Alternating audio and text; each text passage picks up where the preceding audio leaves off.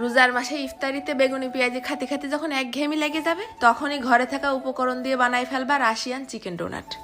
এত মজা, শুধু ইফতারিতে না, সন্ধ্যের নাস্তায় বাচ্চাকে টিফিনেও হবে সেই একটা হিট রেসিপি। টুকুস করে একটা শেয়ার মেরে রাখো, নাই কিন্তু পরে খুঁজে পাবা না। ফার্স্টে আগে নিয়ে নিছি সম্পূর্ণ হাড় ছাড়া 200 গ্রামের মতন মুরগির গোশ আর সাইডে ছোট্ট ছোট্ট আলু।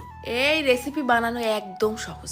দিয়ে দিলাম প্রেসার কুকারের মধ্যে, ঢালে দিছি ঘপ ঘপ করে বেশ অনেকটা আজ জগের মতন পানি। ওই পানির মধ্যে 1 চা চামচের মতন ফেলাই দিছি আবার গোলমরিচের গুঁড়ো, আর কিচ্ছু না, একদম ঠাস ঠাস করে বাসি দিয়ে সিদ্ধ করে নিয়ে আসবো।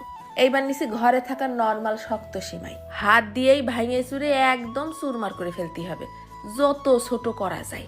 দেখেছো কিরাম গুঁড়ো গুঁড়ো হয়ে গেছে। ওদিকে সেই আলু আর গোশটাও ফাইন সিদ্ধ হয়ে গেছে। গোশ আর আলুটা সব পানি থেকে তুলে নিচ্ছি, এই পানিটা কিন্তু ফেলবো না, এই পানি দিয়েই পরবর্তীতে কাজে লাগাবো, এই জন্য ইচ্ছা করে পানি বেশি দিছি। এবার প্রথমে আগে আলুগুলো ভর্তা করে নিতে হবে, একদম কোনো গোটা গোটা ভাব যেন না থাকে। তারপর ওই মুরগির গোশটাও গুতোই গুতোই আশ ছাড়াই নেব। এবার কড়াইয়ের মধ্যে ফেলাই দিলাম 1 চা চামচের মতন বাটার আর একটুখানি জিরে ফোড়ন। কিছুক্ষণ ভাইজে নিয়ে দিয়ে দেবো 3-4 কোয়া রসুন কুচি। রসুনটাও কিছুক্ষণ ভাইজে নিয়ে দিয়ে দেবো 1/2 চা চামচ আদা বাটা। আদা বাটাটা ভাজা হলে দিয়ে দেবো আবার 2 টেবিল চামচের মতন ময়দা। ময়দাটা কিছুক্ষণ নাড়ে চেড়ে ভাইজে নিয়ে ঘপ ঘপ করে ঢাইলে দিলাম ওই মুরগি সিদ্ধ করা পানি। সাথে সাথে কিন্তু নাড়তে হবে না, যেন ময়দাটা আবার দলা পাকায় না যায়। ফেলাই দিলাম বেশ কিছু কাঁচা ঝাল কুচি, 1 মুঠ খানিক পাতাকপি কুচি আর 1 মুঠ খানিক গাজর কুচি, একদম ঝুরি ঝুরি করে কুচোই নিছি। সেইটাই দিলাম আবার বেশ খানিকটা নুন আর একটুখানি হলদির গুঁড়ো। দিয়ে দিলাম আবার 1/2 চা চামচের মতন গরম মশলার গুঁড়ো। সব নাড়ে চাড়ে মিশিয়ে নিয়ে মনে হয়েছিল ঝালটা মনে হয় কম হবে না, তাই ফেলাই দিলাম আবার আরো 1/2 চা চামচ ক্রাশ করা শুকনো ঝাল। এবার ফেলাই দিচ্ছি ওই সিদ্ধ করা আলু আর মুরগি। সব সুন্দর করে নাড়ে চেড়ে মিশিয়ে নিতে হবে, যেন সব কোনায় কোনায় মশলাটা ঢুকে যায়। মিশ্রণটা হবে ঠিক আঠালো আঠালো মতন। শেষের দিকে ফেলাই দিলাম আরো খানিকটা ধনেপাতা কুচি। চুলোর আঁচটা একদম কমাই দিয়ে ধীম আছে নাড়তে নাড়তে চেহারা দেখিছো কিরকম হয়ে গেছে। এইবার নামাই রেখে দেবো কিছুক্ষণ ঠান্ডা হোক।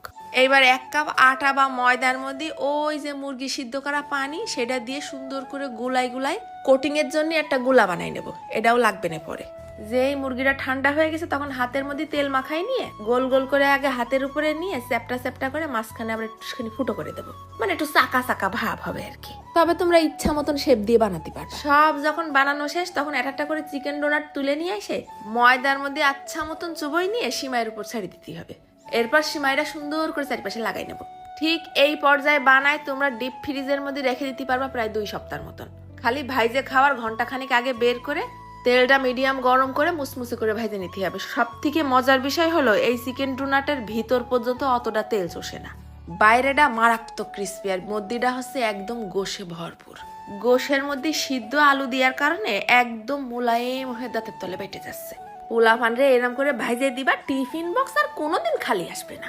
ভয়ের কোনো কারণ নেই, ভাজারও প্রায় অনেকক্ষণ পরে 4-5 ঘন্টা ধরে মুসমুসে থাকে। সসের মধ্যে সুবই সুবই খাতি তো আরো স্বাদ।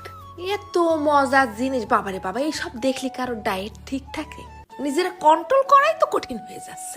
আর আমার এই হারপিকের বোতল তো সেই ভাজা ধরে চুলোর পিঠে বসা, কখন হবে দাও, এত দেরি করছো কেন? এরম জিনিস পালেই বড় মানুষ তাই ঠিক থাকতে পারতেছে না, বাচ্চা গাছটা কি করে ঠিক থাকবে? তো একবার বানায় খাইয়েই দেখে নে কিরাম মজা। রোজা আসার আগে একবার বানায় খেয়ে দেখো। চলে গেলাম, ধন্যবাদ।